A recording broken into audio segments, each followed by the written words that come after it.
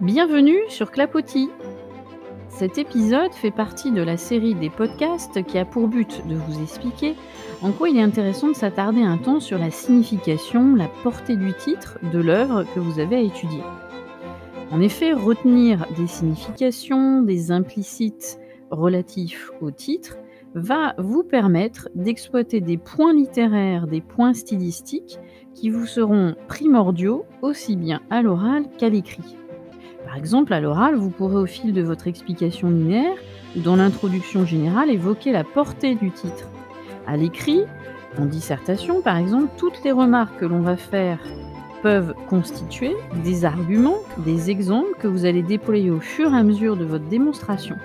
Et puis peut-être, dernier point, n'oubliez pas que tous ces éléments peuvent aussi vous servir de point d'accroche pour réaliser un travail que vous pourrez insérer dans votre carnet de lecture, que vous pourrez présenter bien sûr le jour de l'oral. Voyez donc que s'interroger sur le titre n'est pas si anodin et peut être source d'arguments qu'appréciera aussi bien votre examinateur à l'oral que votre correcteur à l'écrit. Intéressons-nous donc aujourd'hui au titre de la célébrissime pièce de Molière, à savoir Le Malade imaginaire. N'oubliez pas que sur Podcastix, une infographie accompagne ce podcast justement. Alors servez-vous-en comme synthèse de ce qu'il faudra retenir ou encore regardez-la tout en écoutant cet épisode. Alors, ce malade imaginaire, que nous inspire-t-il ? On va procéder de façon assez simple et méthodique pour que vous puissiez retenir le maximum d'informations. On va s'intéresser dans un premier temps au substantif malade et ce que cela va inspirer. Et puis après, on verra l'adjectif imaginaire et qu'est-ce que cela induit et qu'est-ce que cela annonce dans la pièce. Tout d'abord, quand on pense à cette pièce, on pense forcément aux conditions de représentation, car l'acteur, le comédien qui joue sur scène Argan, n'est autre, bien sûr, que Molière, qui lui est réellement malade, n'est pas cet hypocondriaque qu'il a imaginé. Et vous devez connaître l'histoire, lorsqu'il joue la pièce du malade imaginaire, en fait, il est en train de vomir du sang. Le spectacle sera donc interrompu et transporté chez lui. Molière mourra d'ailleurs dans la nuit du 17 février 1673. Alors bien sûr, son décès donne une dimension tragique à la pièce, dimension qu'elle ne possède pas intrinsèquement. C'est une pièce en quelque sorte qui se transforme alors en testament de l'homme de théâtre qui était avant tout Molière.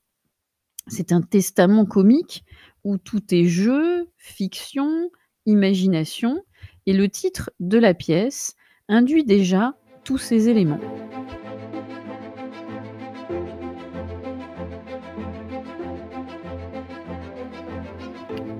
Alors si dans le titre, on s'intéresse, comme on l'a dit précédemment, avant tout au substantif malade, on voit bien que ce terme, en fait, désigne un thème central dans l'œuvre de Molière, le fameux charlatanisme des médecins.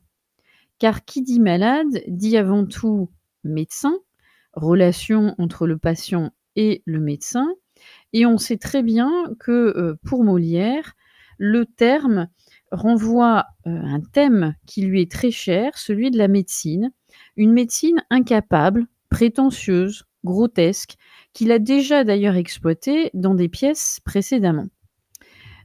Il fait déjà une critique en fait en règle de la médecine à travers des personnages que l'on retrouvera dans Le médecin malgré lui, qui date de 1666. Vous avez aussi la pièce L'amour médecin en 1665 qui parodie des médecins qui ont une confiance totale et pointilleuse dans leur art. On pourrait rajouter aussi dans les autres pièces une autre peut-être moins connue, Monsieur de Pourceaugnac, qui a été écrite en 1669. Alors, bien sûr, on pourrait dire qu'il s'agit de caricature avant tout, d'exagération de la part de Molière, mais en même temps, on y voit les griefs d'un homme qui veut rapporter les comportements authentiques de médecins qu'il a lui-même côtoyés. Confronté au deuil, à la maladie, Molière nous montre alors avec sincérité le constat qu'il fait lui-même. Pour lui, les médecins sont avant tout prétentieux, archaïques, inefficace. Critique qu'il s'autorise à faire d'autant plus qu'il possède lui aussi une solide culture médicale. Et au-delà de leur condescendance, de leur grandiloquence, qu'est-ce que veut montrer Molière? Eh bien, il veut montrer leur incompétence totale, au point que l'intervention du médecin est souvent plus nocive que bénéfique aux malades. Et donc, on va le retrouver effectivement dans ces pièces qui vont aboutir à la pièce finale qu'est le malade imaginaire. Et puis, il faut savoir, pour petite anecdote, que cette pièce centrée sur la thématique de la maladie s'explique aussi par, un événement qui a eu lieu en 1669, qui explique sûrement la genèse de cette pièce.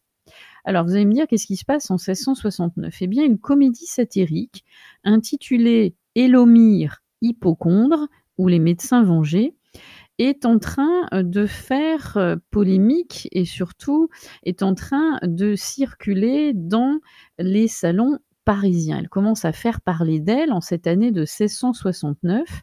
Pourquoi? Eh bien parce que cette, pièce met en scène un certain Élomire dont le nom, vous l'avez peut-être déjà repéré, n'est autre que l'anagramme de Molière. Et cette pièce est écrite par des détracteurs de Molière, un peu on pourrait dire, des opposants, qui présentent un hypocondriaque obsédé par sa toux. On sait que Molière souffrait d'une toux chronique et qui est totalement ridiculisé.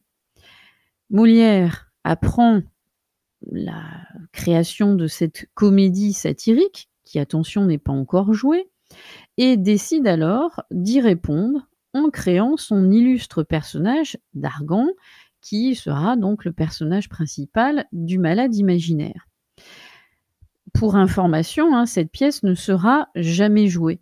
Mais on voit bien que la genèse de cette pièce du malade imaginaire tourne autour aussi de cette réponse à des détracteurs, à des gens plus que néfastes et peu constructifs dans la réalisation de pièces artistiques qui font réfléchir le spectateur.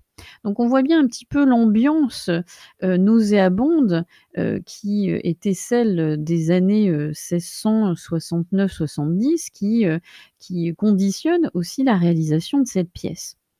Et puis, pourquoi donc cette thématique aussi centrale du malade? Bah, il faut savoir, hein, on remet un petit peu aussi dans cette ambiance, on a affaire à un Molière qui est un homme malade, affecté donc, comme on disait tout à l'heure, par les deuils, par ses polémiques, ses attaques contre sa personne.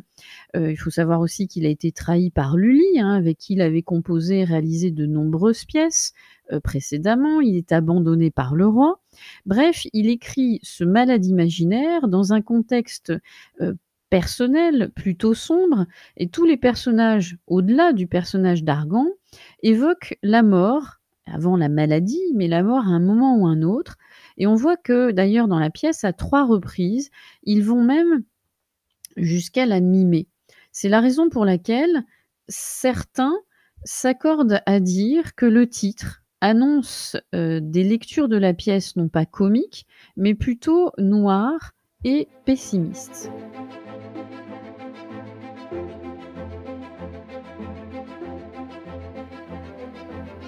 Est-ce que l'on pourrait dire pour autant que le malade imaginaire, vu tout ce que l'on vient de dire, est une pièce sombre, voire, une pièce qui glisse vers l'aspect, tragique? Non, comme on le disait au tout début, il faut garder cette pièce du malade imaginaire comme un véritable testament comique de la part de son auteur. Et donc ça nous permet de nous pencher cette fois-ci de nous pencher sur l'adjectif imaginaire. Le terme, effectivement, laisse entendre et c'est comme une sorte de contrebalancement, de la notion même de malade et donc de la thématique de la maladie, de la médecine que l'on vient d'évoquer tout à l'heure. Le terme, finalement, laisse entendre que le côté excessif du comportement d'Argan, qui s'imagine qu'il est malade, mais qu'il n'en est rien, nous ramène rapidement vers la farce, qui désamorce tout ce qui pourrait conduire au pathétique. La mort est en effet dans la pièce exorcisée par le rire, les ballets, les intermèdes, qui rythment les actes et entraînent le spectateur finalement dans une joyeuse et irrésistible euphorie, loin des inquiétantes préoccupations de la vie qui s'écoulent. Et donc, vous montrerez bien que le titre annonce certes la thématique de la médecine, de la maladie, mais l'adjectif, lui-même évoque et annonce tout ce qui sera une des composantes essentielles de la pièce, à savoir les ruses, les déguisements, les mascarades qui vont s'enchaîner, les formes, et les formules pétillantes qui vont, succéder aux bons mots. Et donc on voit bien que l'imagination de Molière permet d'alors de créer un spectacle total et bien sûr, les explications linéaires que vous effectuerez de passages clés, tendront à montrer cet aspect comique qui, malgré tout, domine toute la pièce. Donc le titre «Malade et imaginaire», a bien comme objectif, et c'est ce que vous montrerez aussi à l'oral et à l'écrit, a bien comme objectif de, centrer votre étude à la fois sur la thématique centrale sérieuse de la médecine, mais aussi sur les ressorts qu'use toujours habilement Molière, à savoir les ressorts comiques. Donc on voit bien, en analysant tout simplement ce titre et en voyant l'association habile entre le nom et l'adjectif, on voit bien et on se rend compte que Molière a su par le rire, il a su par son style, transfigurer en joie le spectacle des bassesses, des prétentions et des laideurs humaines. Le rire, au-delà d'être un divertissement, devient bien alors porteur d'une morale édifiante qui nous pousse à réfléchir, à prendre conscience du spectacle, des ridicules humains, ici bien sûr centré autour du personnage d'Argan et de la thématique de la médecine. À bien y réfléchir, et vous pourrez justement le dire au gré de vos réflexions à l'oral et à l'écrit, à bien y réfléchir, Molière répond tout à fait au fameux castigat ridendo mores, proverbe latin qui montre bien qu'il est digne de cet héritage de la comédie antique, puisqu'il reprend cette thématique de la comédie qui a pour but avant tout de corriger les mœurs par le rire. Hein, si on reprend quelque part cette expression latine, et là on en a traduit le sens, hein, corriger les mœurs, les travers humains par le rire. Et c'est là qui fait certainement l'immense succès, popularité et aussi universalité des pièces de Molière, c'est qu'il sait toujours créer cet habile et savant mélange entre le sérieux et le comique. Et certainement, c'est ce qui est le plus difficile, de faire passer des messages par le rire. C'est ça qui fait aussi toute la saveur des pièces de Molière. Donc vous voyez bien qu'en analysant simplement le titre, ces deux termes qui se combinent et se marient extrêmement bien, vous donnez déjà du sens à la pièce, à ce qui sera ensuite l'analyse plus poussée de passages et d'explications linéaires. Et donc n'hésitez pas à prendre le titre comme un argument, en particulier là je pense pour la dissertation à l'écrit, vous avez tout à fait le droit de le faire et encore plus on va vous attendre hein, avec ce type d'argument. Donc analyser le titre donne beaucoup de sens à la saveur d'une pièce. Encore une fois, n'oubliez pas que l'infographie a pour but aussi de compléter ou de reprendre toutes ces informations, le titre des pièces, l'expression latine, hein, pour que vous puissiez bien les assimiler, les retenir et ensuite les réutiliser à bon escient. Et donc il n'y aura aucun problème pour justement mémoriser tout cela. D'ici là, je vous donne rendez-vous pour un nouvel épisode sur Clapotis consacré au symbolique des titres, des pièces, des œuvres de façon plus générale que vous avez au programme. N'oubliez pas aussi que sur Podcasty, vous avez d'autres épisodes consacrés à la pièce de Molière. Donc d'ici là, je vous donne rendez-vous sur Clapotis et donc à très vite.